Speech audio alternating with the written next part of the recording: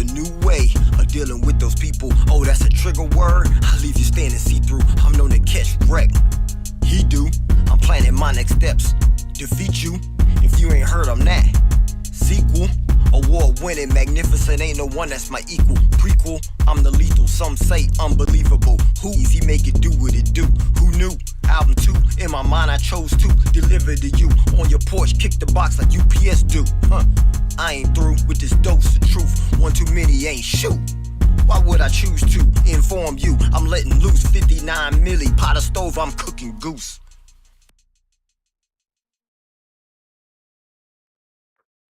Yo, yo, yo, yo, yo. You see who it is, you know what it is, and we're back. Right? Why are we back? We're back because I told you yesterday, right? I told you yesterday that we had a subject. We had something that I was gonna go ahead and go into for a continuation of what we talked about yesterday. Right? So let's go ahead. We're gonna get started, but let's get locked and loaded. And now we're gonna set it off. Here's what we're talking about. Today, we are talking about something that's, I feel like a lot of creatives actually struggle with, right? I feel like a lot of creatives actually struggle with this.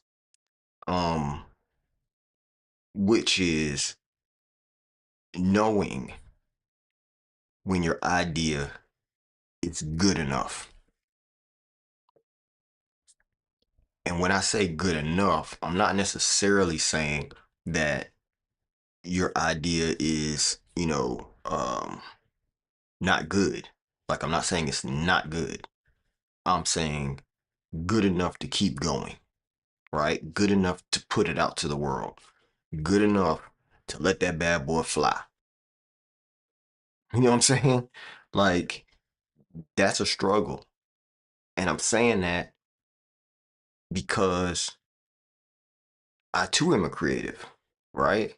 And that is something that, of course, I struggle with too. Everybody wants their idea, their project to be dope. Everybody wants their thing to, be super fire. Nobody can touch it. Every time, people see this, like, they're like, oh, it's so amazing. Oh, it's so wow, wow, wow, wow, wow, wow, wow. But even though that might be true, I think the biggest thing is that you have to know when it's good enough that you could put it out. I think there are several times on this channel that, I've said, oh, when it comes to this channel and how I'm going to build it, right? Like, I'm going to build it in a way that I'm not worried about when I first start the channel for it to be, it's got to have this bell and whistle. It's got to, have all of this and all of that at the start. That's not how I started the channel, right? And I talked about that a little bit, maybe 2 streams ago, when I was like, I didn't have this, I didn't have that, I didn't have this, I didn't have, some of the other things that I can do, right? Like right now, I can sit here and turn on background music, right? So that way y'all can hear a little bit of music while I'm talking, right? So those are things that I didn't have when I started. Didn't have that. But now, over time, I have that, right? My idea when I started the channel was to do just this, right? Come in, bring in information, start questions that people may want to think about internalizing themselves, and then figure out, can what he said help me, right? Is what he's saying does it have any validity in my life, right? And so that's why I came on here, right? That's why I came on here. That's why I'm doing what I'm doing, because I'm trying to empower people. That's the point. I'm trying to empower people, right? And to do that, a lot of times it's like you have to start. That's really what I'm getting at, right? Like, you have to start. And a lot of times when you're starting, you don't have all of it. It's not all together. It doesn't have all of the extras. It doesn't have all the bells and whistles. Like, one of the things I was thinking about as a result of yesterday's stream, and you can go back and watch it, right? Like, you can go back to watch it either on YouTube or you can watch it on Twitch. And so, but if you go back and watch that, you'll realize that that is a big challenge for people. They don't know when it's good enough to put it out. They don't know what that looks like, because all they have is their major vision, right? When I say major vision, I'm talking about the grandiose idea of what they originally were trying to do. That's what they have in their head. And that's good. That's good that you have that idea. That's good that you have that vision. That's good that you have that, big picture of your idea. Nothing wrong with that. That's how you should do. A lot of times I'll say this, like, when I'm starting an idea out, the very first thing I'm going to do is I'm going to look at the big picture. What is that? Right? When I said, set your goals, what's the big picture? Right? Next thing you do is you're thinking about the brainstorming, even coming up with the idea. So prior to finding your goal, what's the brainstorming the idea and not giving yourself a boundary. Okay, that's something that maybe I can talk about another day. I'm not saying I'm going to talk about that tomorrow, but I am saying that, if you look at your idea on a grandiose scale in its finale, what do you think that is? Right? If you could have anything, in the world to make this idea a thing, what does that look like? Right? Like, if you think about it from that side, then you're like, well, I want this, well, I want that, well, I want this, I want this thing to have this, I want this to have that. And you have all of this stuff. All of that stuff is super dope. All of that stuff is super, good. But now that you have that idea, you have to get there, right? You have to get there. And so it takes time to build up to that. Back to this channel. I know what I want in the grandiose scheme, in the finale, not the finale, but in the grand scheme, when I feel like everything is doing what it's supposed to do, I got everything together, this thing is popping, I got people chatting, I got, the chat's going off, I got, sponsors trying to, claw at trying to, get with me and all that kind of stuff. Because the content that I'm bringing is really powerful, it's really dope, it's really helping everybody out. That may be the big picture, okay? And again, I'm not saying the whole vision for this channel, I'm just giving you kind of glimpses into what I'm saying, right? Trying to help it be a little bit more understandable. So if that's the picture that I'm going for, then, well, what does that take? What does that look like for when I'm going to start putting it out? Does that mean I have to have all of the pieces? Does that mean I have to, like, already have the totality of what that idea is in working order before I can start?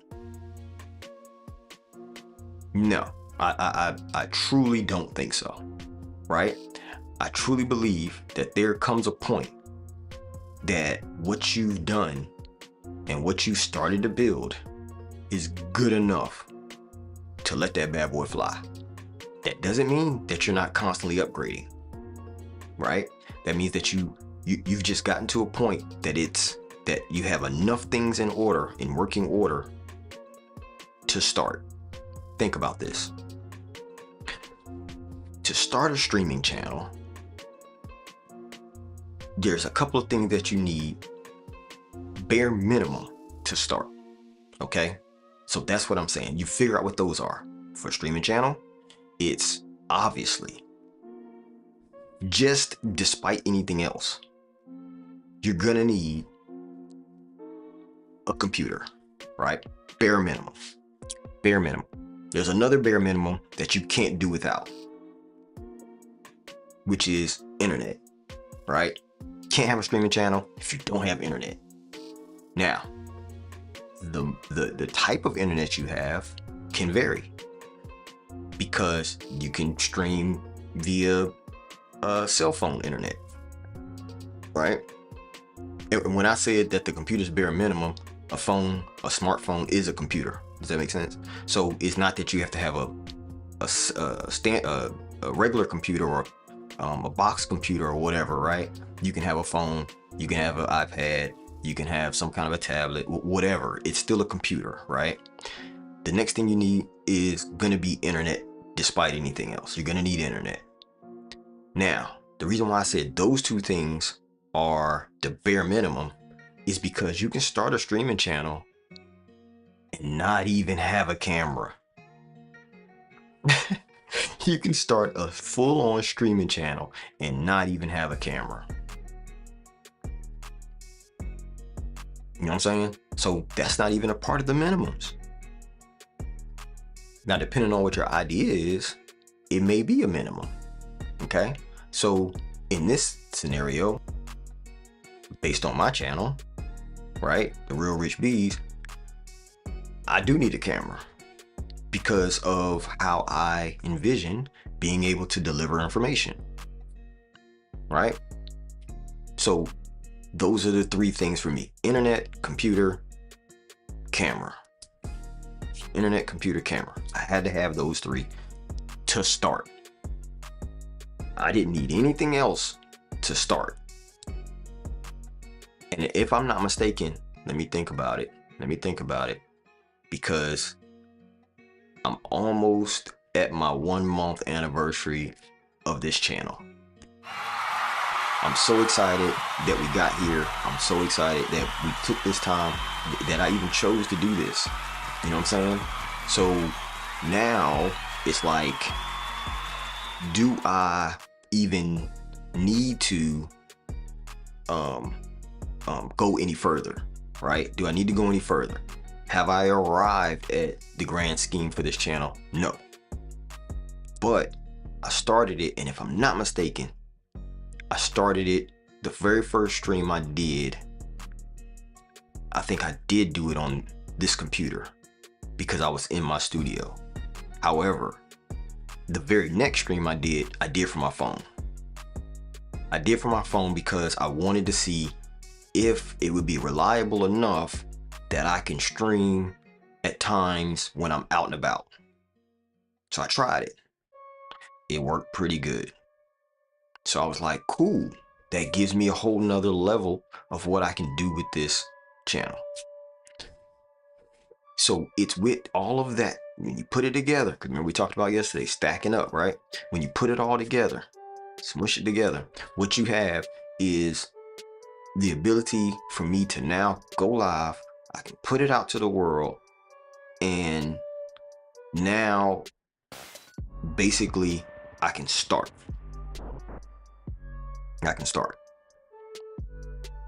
Because I have the bare minimums.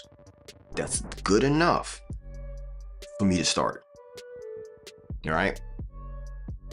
Because what I think a lot of people don't really understand is when you put it out there, most ideas, they don't generally fail. Most ideas don't fail. From what I've seen, and like I said, I've been doing this, I've been running business for like 20 some years. So I'm not new to this space, but what I've seen is that most ideas actually do, if they're put out there in the world, they don't necessarily fail. What generally happens based on an idea is that they stall. Does that make sense? Like they don't fail, they just stall. What does stalling look like? Do we need to go to the dictionary like we did yesterday? Do we need to go to the dictionary? We can go to the dictionary. Because if we go to the dictionary, then we can look up the definition of stalling. We can look up the definition of fail, right? Because I want us to be on an equal level of understanding when we're saying the words that we're choosing to use. Okay, so if any time that you don't know a word that I said, or in the context that I'm using that word, if it doesn't sound like it fits, then put it in the chat, right? Hit me over there in the chat and let's figure out what that word means. Okay, because like I said, the whole thing is let's level set. Let's level set, because when I'm talking, I want you to be able to comprehend. I want you to be able to take in the information, so that way you too can use and apply that information to any situation that you need to use that in. Not just words, but I'm talking about concepts, right? Concepts and understandings, keys, if you will, to try to be and move towards success in your life. Okay? Now, here we go. I guess that is one of the things that we should do. Let's look up. Let's go back to our handy dandy dictionary, right? Let's go to dictionary and let's pull that up. All right, so here we go. Let's go into the dictionary and let's see what we got. And let's not, at this moment, worry about the chat, right?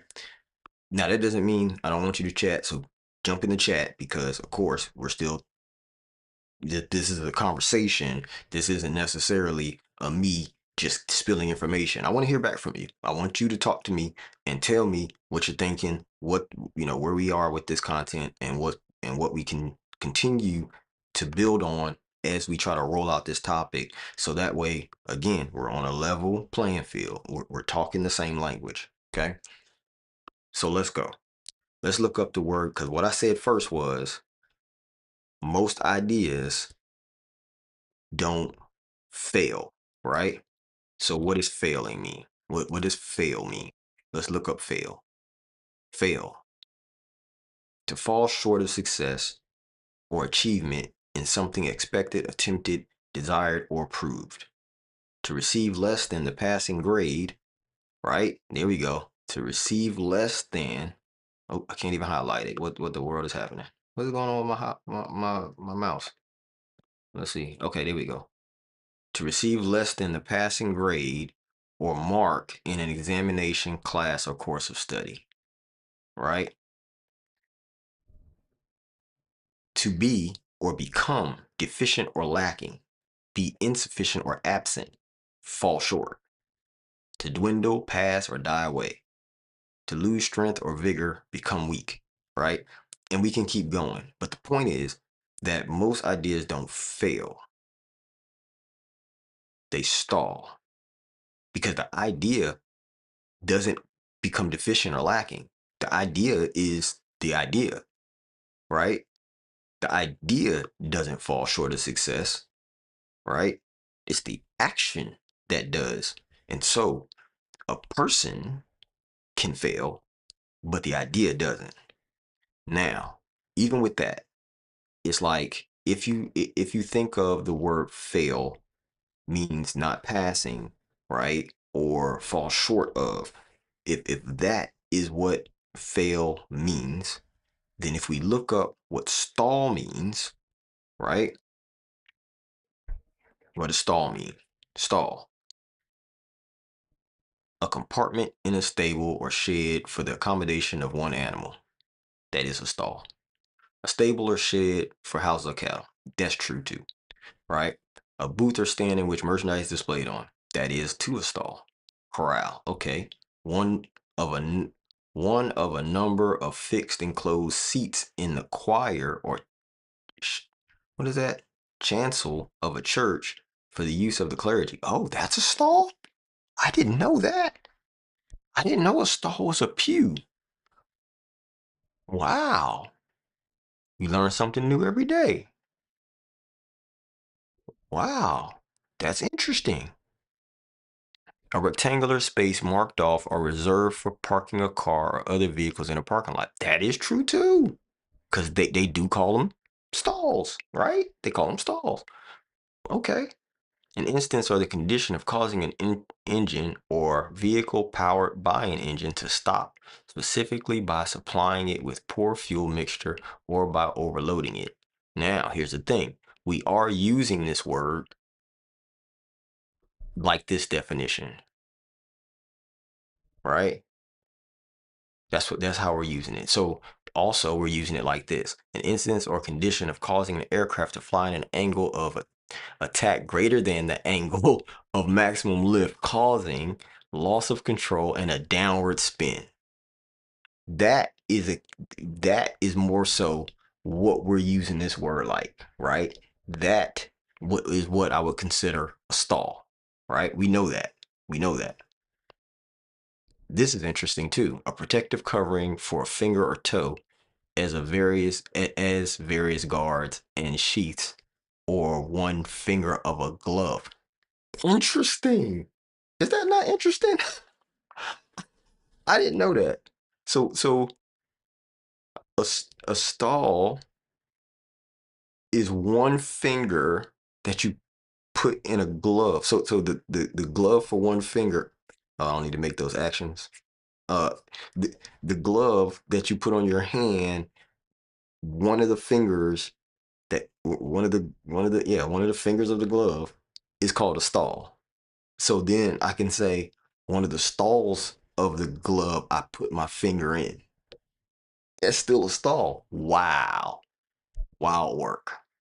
Didn't know that. That's you told you learn something new every day. Is that new to y'all? Did y'all know that the finger of a glove is called a stall? Didn't. That's new. A childlike seat in a theater. Excuse me, a chair-like seat in a theater. Y'all gonna joke me in the comments for this one. Sparked from others, separated from others by arms or rails, especially one in the front section of a parquet. What is a parquet? Let's look up the definition of a parquet. Hold on. Search. Hold on. Where's my dictionary at? Dictionary English. Where's my dictionary at? There used to be a dictionary on here. I guess it's updated. They took it away. Yeah. Where's the dictionary? Because these have a lookup thing, and I just updated my computer recently, so I've noticed a lot of things have changed. Let's see what that does. Oh, okay. Parquet floor. I understand. Cool. So a chair-like seat in a theater separated from others by arms or rails, especially one in the front section of the. Oh, okay. So in a theater, those chairs that are in the front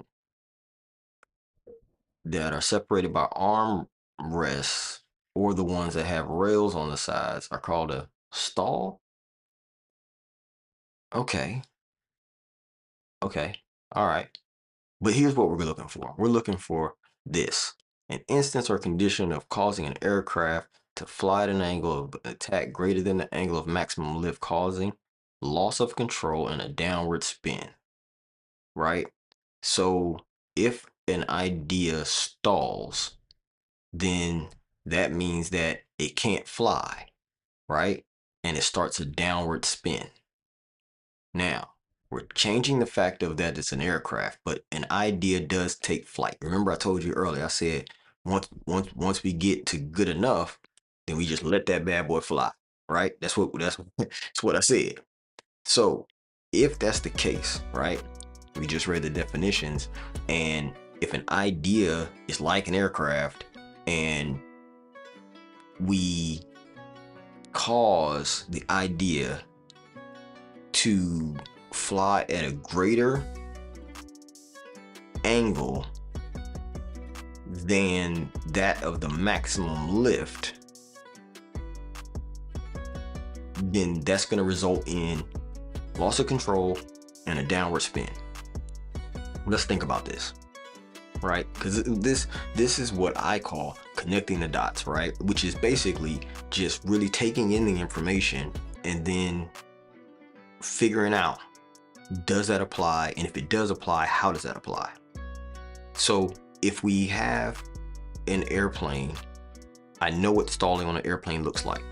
The plane is up. It's probably tilted further than lift can keep it up, right? Because lift has to go along the tops and the bottom of the wing to keep the plane up. But if you go too high, then there can't be any lift, right? Which means that you're going to stall and fall, right? Or if you're going this way, right? You can, I guess you can stall going down, but really and truly you just turn the nose up and it can lift. But anyway, we're not talking about aircrafts, we're talking about ideas. But it does, if we equate an idea to an aircraft, then when we come up with the idea and we start to put work behind the idea, is taking flight, right? Like it's lifting off. But at the beginning of an idea, when you first come up with the idea, what is it doing? It's being built. It's being built. It's on the ground still. It might be in the hangar, and you're just now, putting all the pieces together. Got it. Put all the pieces together, and now we have to get the plane to the first test flight, right? And if you notice, a lot of times when they test fly an aircraft, what happens? It doesn't have all of the good stuff on the outside. Like the outside might not be painted, they might not have the type of final what do you call it, interior, you know what I mean? Like it's just enough that they have a chair in it, they have the joystick, they have most of the controlling systems, and obviously they have wings, tail fin if it's that type of plane, engine. They got the basic stuff needed to be able to get that thing off the ground, to see if it's gonna fly. That's what I'm speaking about, right? That's what this whole talk is about. If you really look at it, that's what we're talking about.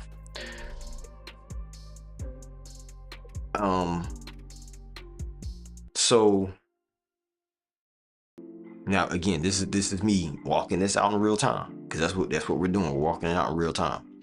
Even though I knew I was going to talk about this today, it wasn't like I prepared for it per se.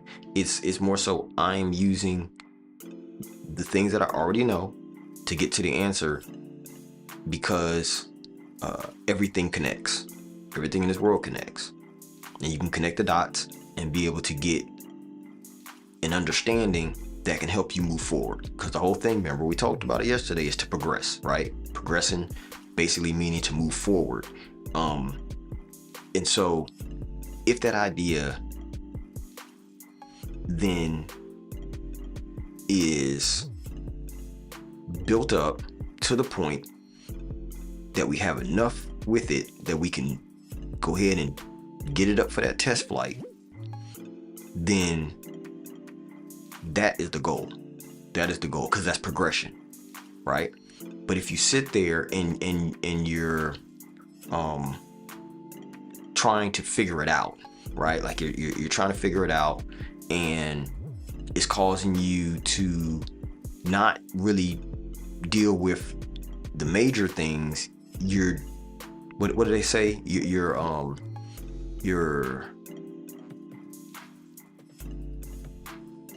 mastering the minor. Is that what they say? Like I don't remember the saying, but basically as I'm thinking about it, it's like you're trying to do everything just to start, and that's not cool. Because when you think about it, listen, even on the aircraft, right? Because we're talking about airplanes. At the beginning, even before they take that plane out on a test flight, they test the engine, right? They test the engine. They test whether the mechanics on the wings tilt up and down like they're supposed to with the right degree of angle, right? Does the tail fin, does it move side to side? They're testing, is it, does the windshield protect, right? the windshield in the front of the plane, does it actually protect against stones or hitting birds or something, in the sky just hits it? How much, or even wind pressure, right? How much, based on how fast the plane is supposed to go or slated to go, based on the idea of the plane, and they'll test that against the wind tunnel to see if it's going to crack the glass, right? What does it take? What velocity does it take hitting that glass for that glass to be compromised? So they're testing all of that before they even put the pieces together, right? So that's what you're going to do in your idea. Once you have your idea and you're going to start working on the pieces so you can build it, as you're building it, what happens? Each piece, each little piece, as you're building it, you need to test it, right? But we're only talking about, at first, the phases of the major parts, right? The major parts that will get you to a minimum viable product. A minimum viable product is where your idea's first stage of this thing can work is. So think about it like that. Think about it like, first I have to build a piece, see if that works. Build a piece. So it's building and testing until you get to the point that you can get to an MVP, which this is the minimum it takes for this thing to actually be called something that can work. That's the thing that you're going to send up in the air, right? Because you've already tested all the little pieces, and individually all those pieces work, and theoretically they'll work again if I put them together. But that's only theory, because we have to test it. So we put it together and then we send that bad boy up, right? Now, let's equate that to where we were when you talk about these computers, right? Or excuse me, the streaming channel. I had pieces, right? I had pieces. I had the computer. I did have a camera. I did have internet, right? All of those pieces individually, they work, right? Individually, all those items work. Now, when I tested them, especially the camera, I'm like, okay, I cannot, based on the standard, right? Based on the standard that I'm going for, I probably need to at least have a light, because my camera was dark, right? Like, it was dark in the area that I'm testing it in, and I'm like, because this is where I'm going to shoot it, so let me test it, the camera just by itself, and I'm like, ooh, this is going to be dark, which means I'm going to need to add a light. So that means now I have to grab a light, okay? A light that's at least going to give me enough light to lighten up this shot, so that way I can be seen pleasantly, okay? All of that came because I tested it first. So now, instead of me just having the computer, the camera, and the internet, now I got the computer, the camera, the internet, and a light. That becomes my minimum, because I don't want a dark stream, right? So that becomes now my minimum. Once I had all those pieces, the light did what it was supposed to do. It came on when I turned it on. It set it to the level, tested the camera again, had a better looking shot, connected that to the computer. Computer took the signal in, wonderful, connect to the internet tested positive for my signal being able to hit the internet, but that test was just getting on the internet. Now I have to test streaming video to the internet, right? And so to test video going to the internet, I might as well let that bad boy fly. Hook everything up, hit the start streaming button, and voila! Did it work? Yeah, it worked. Right? So now we're in the game. We are in the game. It is all working. And so that's my MVP. That's my minimum viable product. So now I can stream every day, because I know that the idea is working, the pieces, the ingredients are still working, and there is no reason to hold back on continuing to move forward my idea, right? Because the danger, right? One of the biggest dangers is not that your idea is bad, because we talked about that the other day. It's not that your idea is bad. The biggest danger is that you don't finish the idea, because then it stalls. If you don't finish the idea, it stalls, right? So now you have an unfinished thing that can't go anywhere else, right? For all intents and purposes, it is now stuck. It won't move any further because you're not finishing it, right? And why aren't you finishing it? That's really the question. Why aren't you finishing it?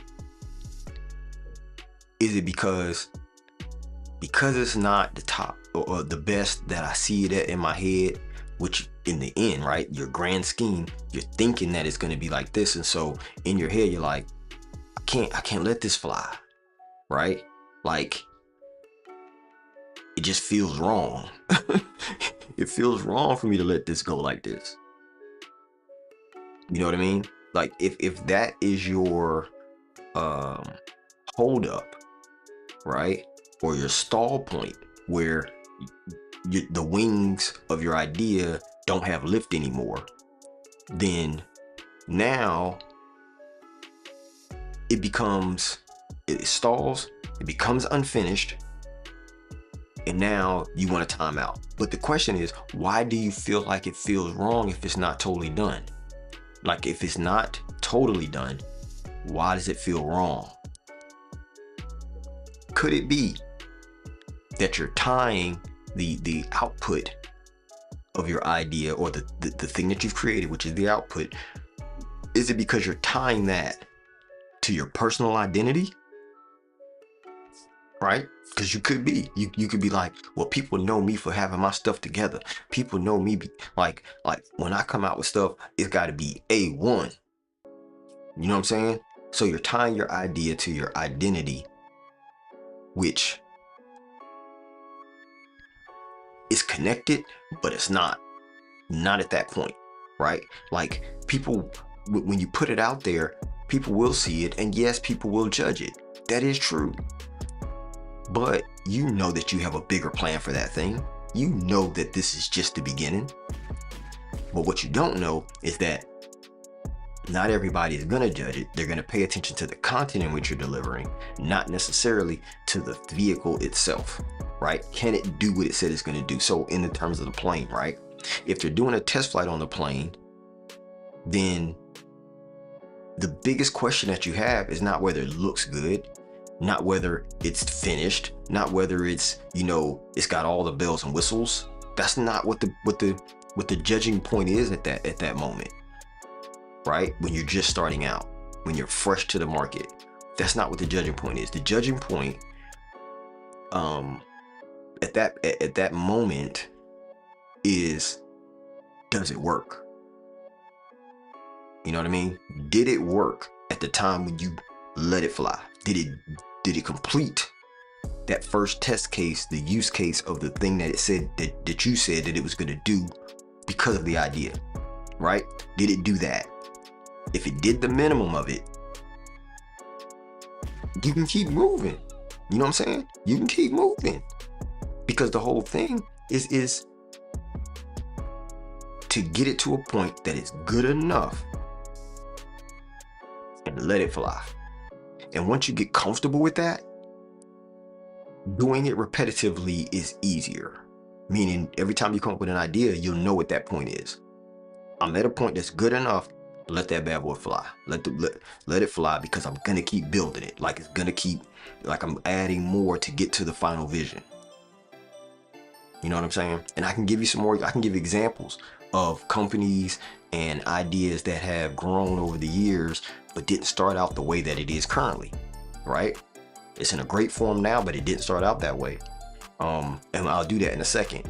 But right now I'm talking about, well, why does this idea feel like releasing it? Why do you releasing it when it's not finished feel wrong? Why is that?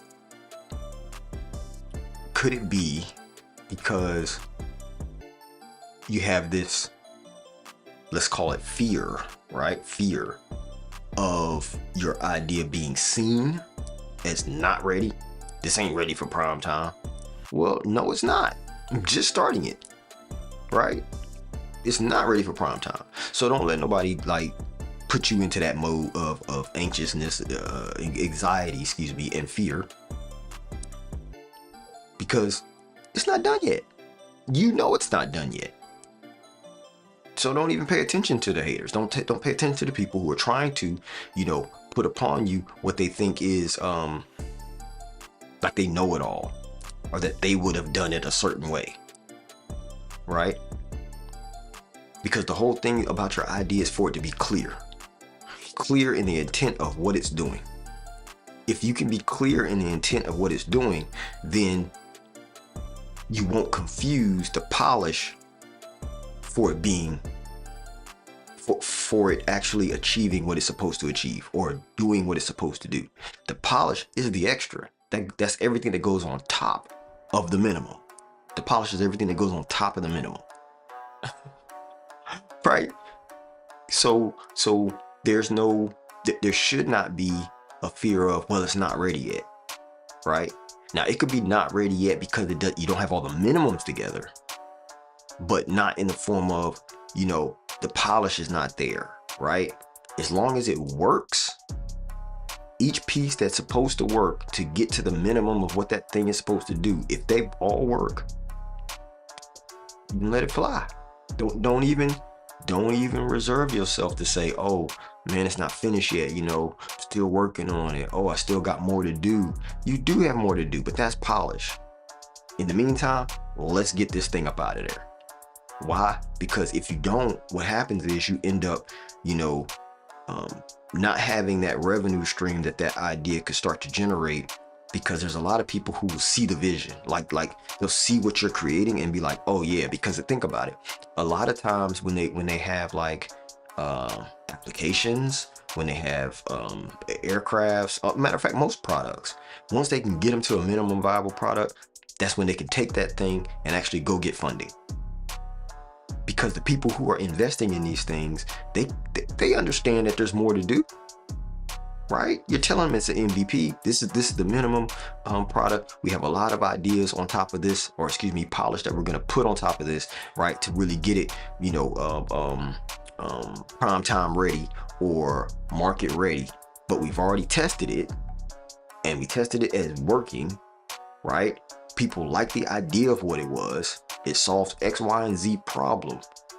And so we put it out there to the world. We got some great feedback. We got a couple customers. We got this, boom, boom, boom. We got all this stuff happening. So now people are like, oh yeah, I like the idea too. I'm willing to give you, take these millions, take this, go ahead and get it. You know what I'm saying? And that's what I think people don't understand. Other people who matter can see the vision of what you're creating, and they'll want to buy in, right? And all they're gonna tell you is, let's go. That's what they're gonna be so excited to be a part of what you got going on, the idea that you coming with. And so most people who give you the quick no, they probably don't matter anyway. They probably don't matter anyway to what you're doing, because they can't see the vision, right? And so that's the part that I'm trying to get, all of you to understand. What good enough actually means. Does it actually give you the minimum of what you're trying to create? Because if it does, that could be good enough, right? A lot of times it's the polish that takes so long, not getting to the minimum. And depending on what your idea is and what you're building, it might be that the minimum might take a while. Sometimes that's the case. If you're building something that's really challenging, if you're building something that's brand new and you don't have the pieces yet, we talked about that. That might be the case, but most ideas are not going to take that long because you're going to implement things that already exist into one unit, right? You're going to take pieces of things that already exist, put them together to make your idea. And when you do that, now you've created something new using a bunch of different parts. And once you've created that thing that's new, now you have the minimum of what you need to do what you want to do. When you do that, once you can get to, like, let's say 70, 85, between 70, 75, 80% being done, it's the last 20% is the part that takes so long. When you think about it, all the polish, all the little intricate detail and things that's going to make people, that's going to wow, that part can take a long time. And I think that's the major part when people start to stall. When people start to feel like, oh, I'm not ready yet, it's because of that last 20%. But you don't need that last 20% to get it out there. You know what I'm saying?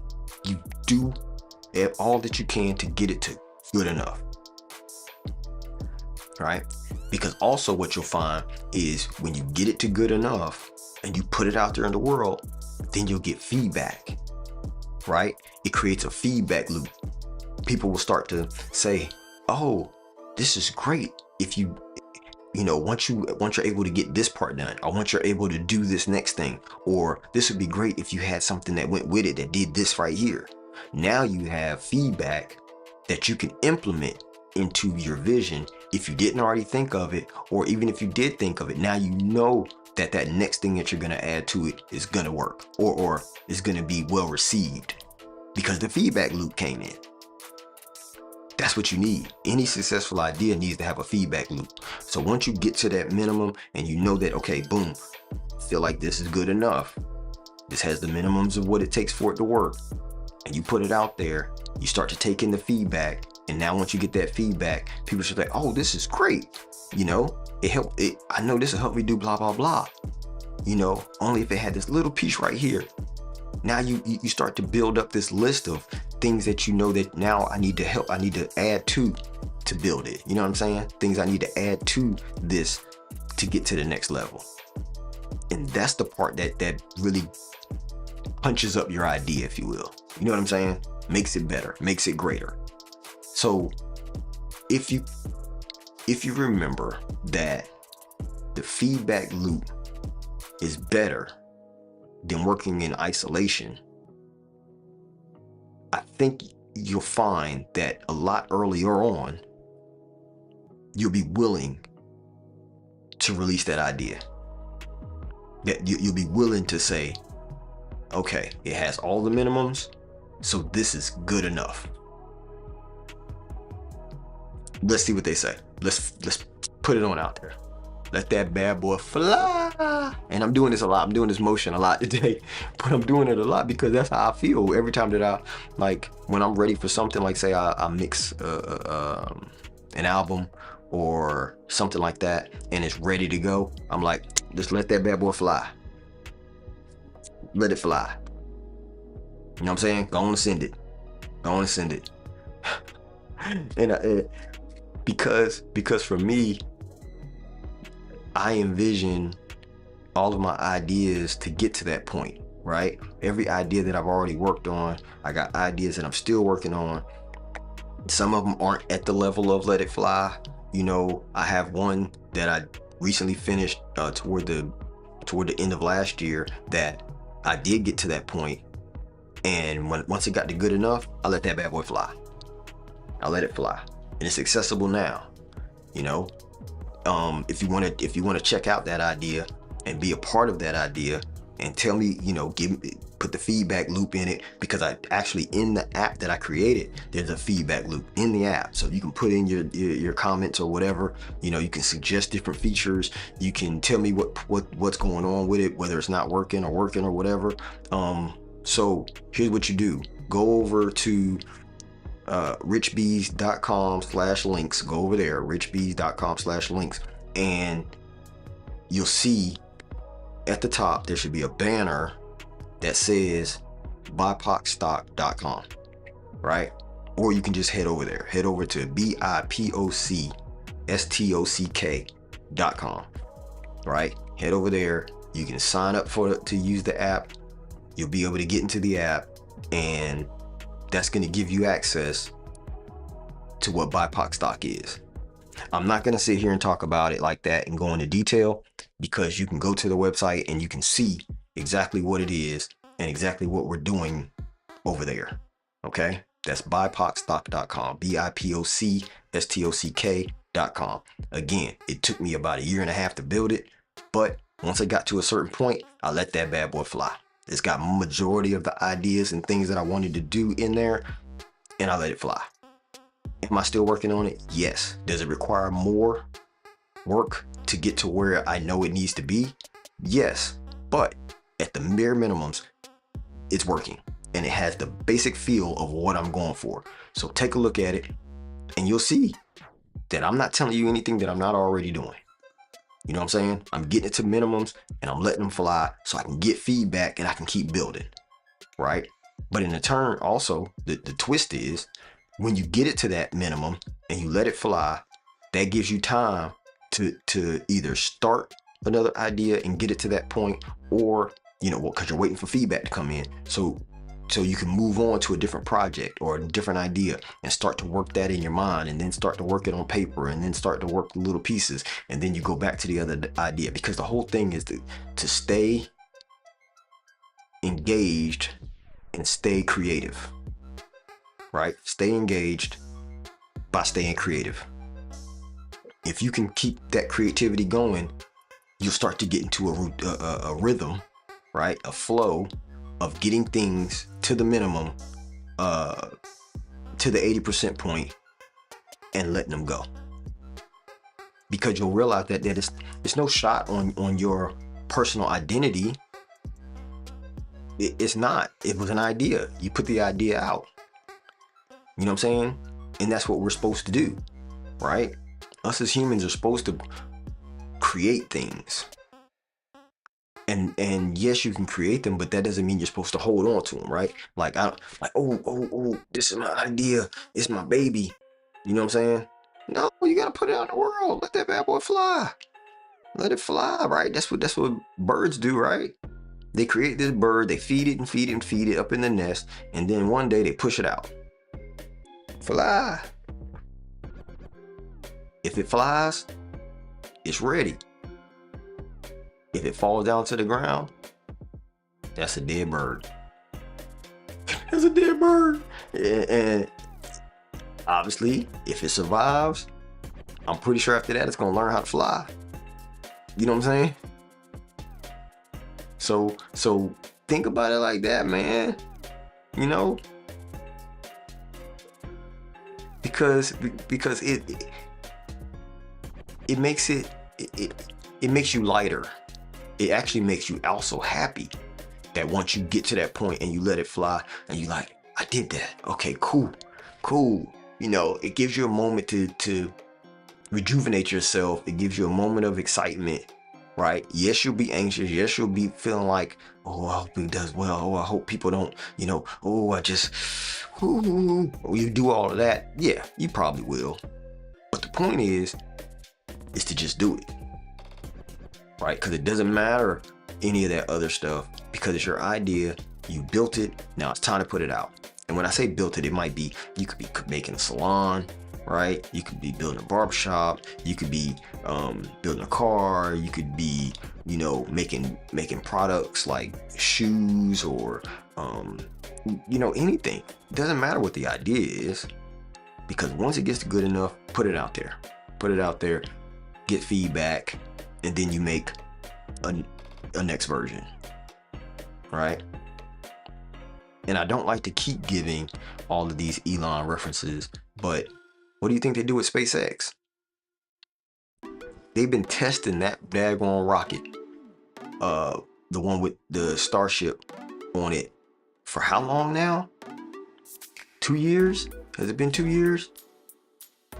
Possibly maybe even 3 years, that they've been testing that, meaning they built it and And once they got to a certain point, they had to let it fly. They couldn't keep holding it in the bay, right? Talking about, oh, okay, let me do this, let me do that. Even though they might know the things that they think they need to do, they had to let it fly to figure out what happens. What happens? Is it gonna go off? Is it gonna come back and land? Is it gonna, you know what I'm saying? Because these are things they didn't know.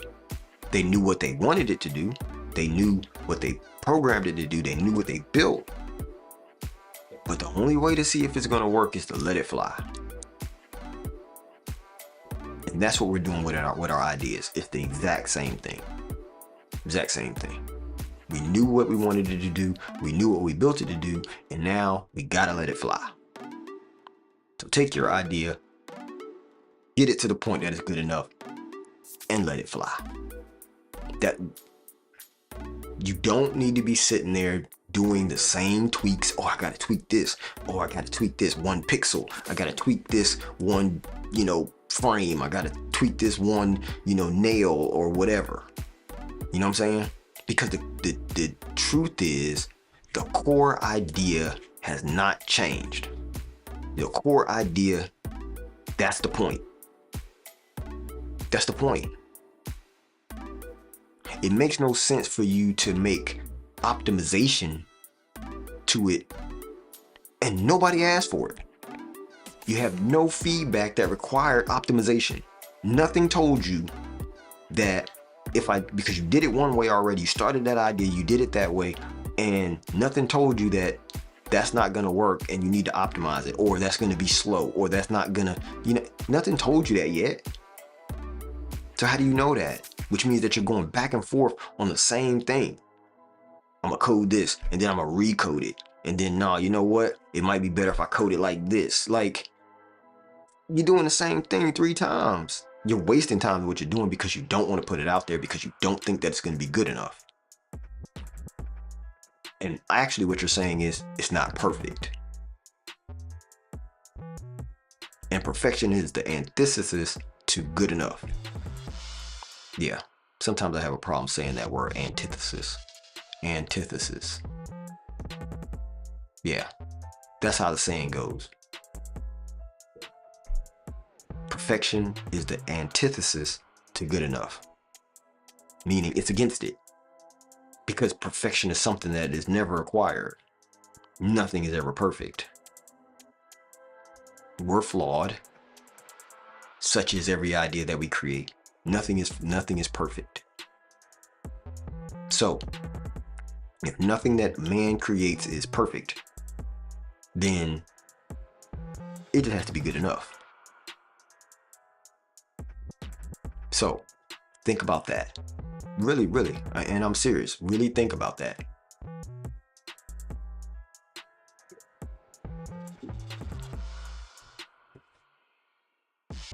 I guess now, here's what I'm gonna do. How about this? Give me a second, right? Give me a second. I'll be right back.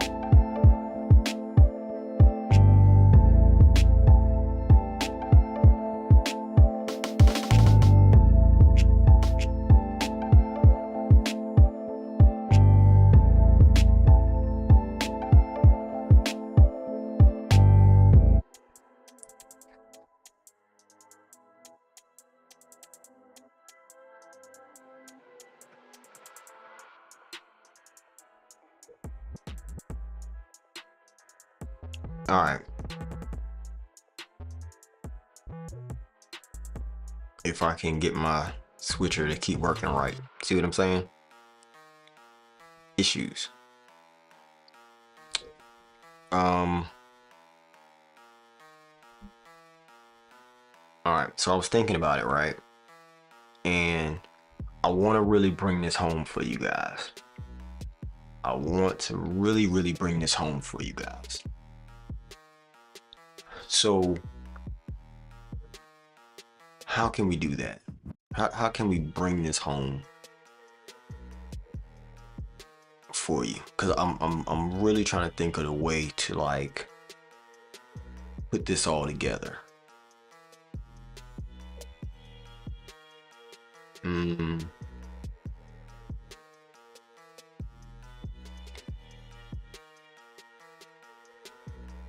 I guess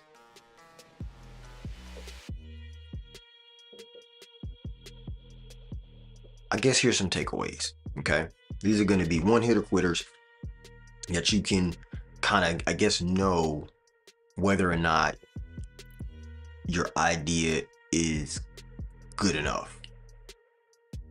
Okay, some real quick takeaways, and I guess this can actually lead you to, is my idea good enough? These are some questions that you can ask. Okay, here's the first one. The first one is this usable by someone other than me? Write it down. Go ahead, get you a pencil and paper and write it down. You grab your phone, put it in your notes app, whatever you got to do. But that's one of the great questions. Is this idea usable by someone other than me? Can somebody else use this and it work? You know what I'm saying? That is one of the major questions that you can ask yourself, trying to get to, is this good enough? Right? The next question, and it's along the same lines as that one, which is, can this idea move without me touching it again? Right? So if I didn't have the ability to update it anymore, if I didn't have the ability to take it any further than what I have right now, can it keep going? Can it keep working without my input into it anymore? And obviously, depending on your idea, depending on what you're building, that might vary, right? But for the most part, whenever you build something, you should be already thinking about, from the beginning, a way that you can not have to be the person that makes it keep moving, right? Because if you can do that, now you've created something very, very viable, right? Potentially something licensable, potentially something that somebody else may want to buy from you. If it's in the form of a company that you built, then they may want to buy the company, which means you can have an exit plan, right? But the whole question that I'm getting at with that is, can this idea continue to move without me touching it again? That's a huge question that you need to ask yourself. Because all of this stuff is going to go to the point of, is it good enough, right? Is this idea, is this thing I created good enough? Because that's the only point you're trying to get to. You're not trying to get to perfect. Again, we talked about that in the first half. Now we're talking about, can this idea continue on without me? Because that, if it can do that, then that makes it good enough.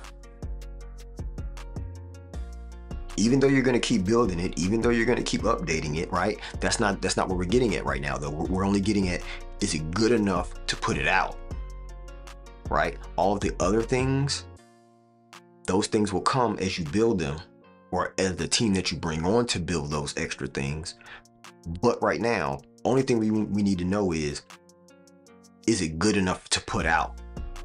And so if it can do that, if it can keep moving without you, if it's usable by someone other than you, we can call that good enough. For the most part, in majority of ideas, if you ask yourself those two questions, those are two really simple questions. Can this idea work without me? And can this idea continue to move without me ever touching it again? Those two questions, you can ask yourself those two questions, you can get to good enough. You can get to good enough. And I believe, again, and I've said this in other videos, it's that simple. The work obviously is not simple, but figuring out if it's good enough, that's simple. That's simple. Doesn't have the minimum of what the idea is, and can it work without me, and can somebody else use this thing and it still work? Two easy questions. Two easy questions. Right? And I guess even in thinking about that, well, what's the trade-off for if it's not good enough?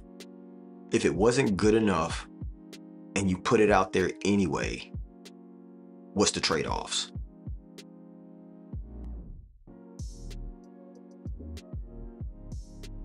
Can y'all think of any? Can y'all think of any trade-offs if you release it too early? Maybe it goes to your pride, right? Maybe it's a pride hit. It's not good enough. People start judging it. People are saying, oh, this thing don't even do the basics of what you said it should do. Okay. But again, that's a pride, that's an ego hit. Right? But again, I told you, good enough is getting to the minimum of what it's supposed to do, and it's able to operate with somebody else using it, and it's able to move without you ever adding more to it. It'll keep going. Those two questions, right? So that's pride though, right? If you ship it early and it doesn't have all the features, or it doesn't have all the things, and it doesn't actually do the minimums, then that's a risk. That is a risk. But that's a risk we prepared for because we asked ourselves the questions. Make sense? We asked ourselves the questions already. So if you trade that with what if you wait too long, right? What if you wait too long? What if you don't?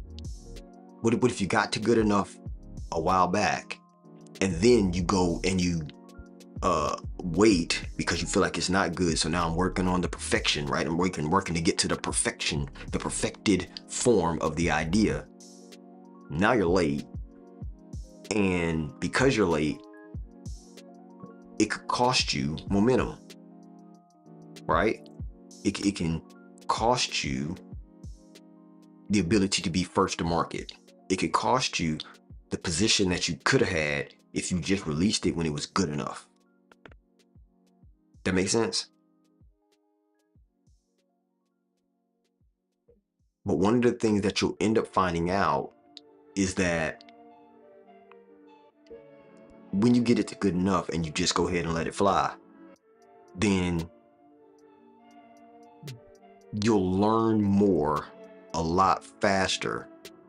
You will learn a lot more, a lot faster than if you sat there and you kept thinking about it and you kept pondering about making it any better than the minimum. Right? So I told you that I'll tell you a couple of companies that can help you understand this concept. Okay. Company number one that I can think of right off the rip is YouTube. If you've ever, and I don't know how old you are viewing this video, but if you were around back when YouTube started, YouTube was nowhere near what YouTube is today. YouTube, if I'm not mistaken, and I could be wrong, but I don't think I am, YouTube did not have live. YouTube did not have, majority of the things that you see now on YouTube. It wasn't there. It wasn't there. And the videos weren't high definition. If I'm not mistaken, the videos were in 480. It might have been 360. It might have been 360. Majority of videos on there was 360. And then they got to 480, 720 or whatever, 720p. And then over the years they got to 1080p. And then also they added the live feature. They added, live with chat. They added, like all of these other things, right? That wasn't there when it first started. So even YouTube over time got to where they are today. But they dropped it when it was good enough. People was able to upload a video, put it on there. Imagine they added captions, because it didn't start with captions. They added, now they added live captions where it'll caption it on the fly into whatever language you know what I'm saying? Like, so what I'm saying is they got to a point that it was good enough. You can upload a video, somebody else can watch the video, and you can like it, and you can comment. Right? I don't even know if they had subscribing back then. Maybe they did. Maybe they didn't have liking. They just had commenting and subscribing. I'm trying to remember because that was a while ago. That was a while ago. But I'm just saying that the things that they have now, they didn't have before. It took them years to build it to get to what it is now. Right? Again, and we could talk about, going back to, let's say, something else that people thought was kind of whack at first, but then, it got better. And this is kind of, it's right up the same alley when I was sitting there talking about the rockets, which that's one too, right? But go back and you'll see, the Tesla cars, right? Because these are recent things. That's why I'm using them as an example. They're still pretty recent. And so when you look at Tesla cars, like, people were talking about them all the time. They were like, oh, there's panel gaps. Oh, it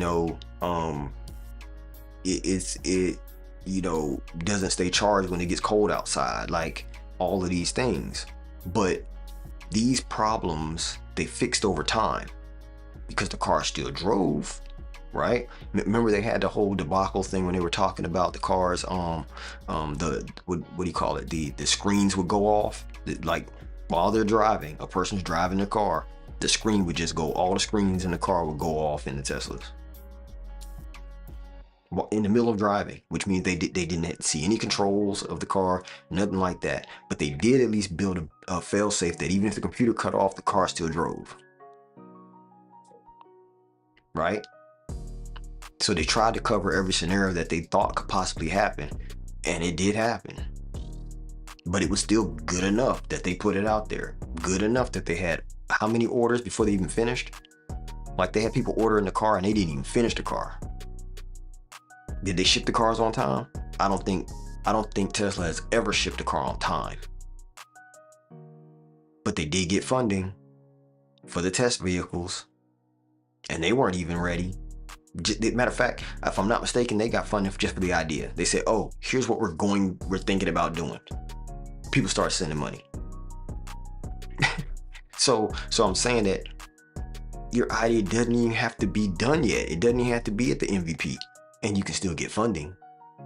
But the point is, if you can get it good enough, you can put it out there, you get your feedback, you make updates and changes, and then you let it keep growing, right? So that's two companies that, right off the top of my head, I can think about that, in recent days has done something that they got it to the bare minimums and put it out there, right?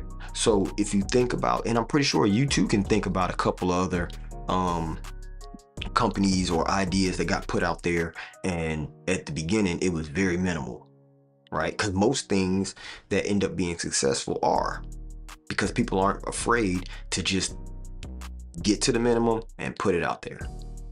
Get it to the minimum, put it out there. Because that's the point. That's how you build something, right? Think about this. Let's talk about our kids, right? I don't know how many of you have kids. Some of you may be still young, but if you think about it from the human perspective,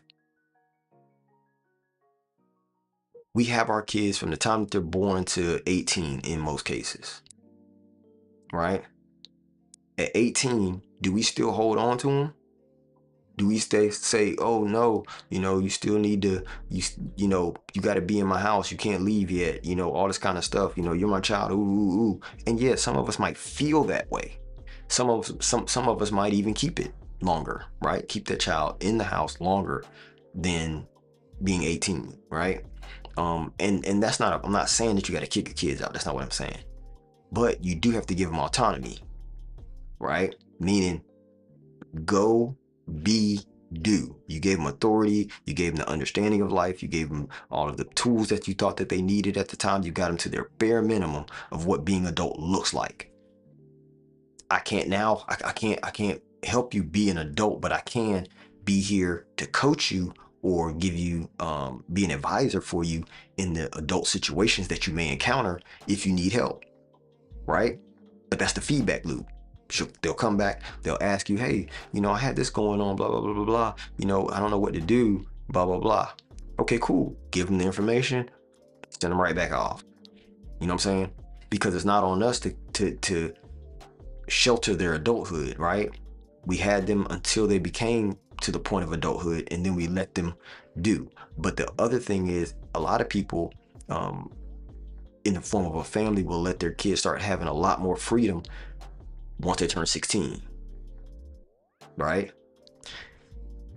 A lot more freedom that's covered freedom. So that gives the parent the understanding to give them some freedom, but because they're still less than 18, I can guide that freedom, right? Which, when they turn 18, you won't be as clingy, if you will, to say, oh, they can't go out, they can't see the world, they can't do this, they can't do that yet. You know what I mean? They're not ready, right? Because at 16, if I'm slowly letting them start to have a little more freedom and get more experiences under their belt, now you're in a place that you know that they're more than capable, that when they leave and they're not staying in your house no more, that they can handle life, right? But instead, a lot of us are handicapping our kids because we're not giving them that ability to have freedom and autonomy, right? So it's those three ideas that can help guide us to what good enough looks like, right? So remember these things. Here's a couple of things that I want you to remember, and we're going to close this out. Right, we're going to close this idea of good enough out, because I'm pretty sure I've beat it over your head, and now you should understand. Okay? I know I beat it over your head, and now you should understand that good enough is the way to go. Not being perfect, just good enough. You do not need to be perfect. You need to make it good enough, right? Because what you need is progress coupled with feedback. Progress coupled with feedback. That's why I'm saying it doesn't have to be perfect. It has to be good enough that you can put out, because that's progression. And then you get feedback, which helps you to create more progression. Remember, we had the whole stream on progression. That was yesterday, right? So go back, listen to that progression so you can understand what I'm saying, because the whole point is to progress with your idea and then get feedback, which helps you to make greater progression. Okay? And remember, this final thought on all this in my head is good enough. Good enough is only one step. Remember, it's not the final. You have to know that. You have to know that good enough is another phase of what you're developing. It's not the final of what you're developing. And when I say developing, I don't mean necessarily an app. I'm talking about an idea. Good enough is just a phase of on your journey to getting to the final. Okay? So, another day, another idea, another concept. We now have some understanding. And what do we know? That understanding is the greatest thing that you can get. Understanding. Above all, get understanding. Okay? So let's remember this. Our job right now, on every idea that we come up with, is to get that idea to a point that we can say that it's good enough. It meets the minimum requirements for the idea to be able to be used by someone else other than us. And it can keep going even if we didn't add any more to the idea. Just the bare minimums could keep working without us while other people are using it. That's good enough. And at this point, on this stream today, I believe through this idea, we have gotten to a point where the understanding of what we said is good enough. So I thank you all. I really do. I thank you all for joining me today. Again, hopefully you've gotten to a point that you understand this concept and in your head it's good enough. Put it to use. Go out there. Get your idea that you got sitting over there on the shelf. You got an idea right now sitting on the shelf. Get it off the shelf. Get it. Make sure that it's good enough by asking you those two questions. And then let that bad boy fly. This has been Rich Bees, the real Rich Bees. I appreciate y'all for each day coming to check me out. These are the times that I stream. These are the times that the stream starts. Who knows when they'll end? Who knows if I'm going to come back on at any particular time? So make sure that you're following. Make sure that you subscribe. And make sure you always come back to keep checking on what we're doing over here. Because again, we're doing this in real time. We're learning, we're growing together. If you head over to richbees.com, you can join in on the Discord. It's brand new. Just set it up yesterday. So that means that you can be a part of it early on and we can start some communication, some back and forth, and really get some of these concepts bigger, and you can get more intricate information. We can talk about your idea. We can figure out, is it good enough together, right? Because what we're building here is a community of people who want to be better, do better, and be a better version of themselves. All right. So again, make sure you follow so we can get that up. We're still reaching for that goal. We're trying to get to 30 followers on Twitch. We need to run up those subscribers on Facebook. On YouTube. But I appreciate you guys for coming out today, checking on the stream, learning a new concept of good enough. And I'll see you again tomorrow. Same bat time, same bat channel. You know who it is. You know what it is. And guess what? This is Rich Bees, the real Rich Bees, saying so long.